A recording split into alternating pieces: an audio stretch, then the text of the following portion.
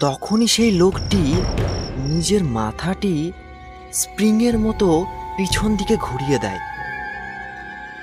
তখনই সেই লোকটি এক ভয়ানক রূপে পরিবর্তিত হয়ে গেল। সেই দেখে আমার ভয়ে গায়ের লোম খাড়া হয়ে উঠল। তখনই সেই লোকটি জোরে জোরে নিজের অট্ট হাসি দেওয়া শুরু করে। মূর্খ মানুষ, তুই এখনো বুঝলি না আমি কে?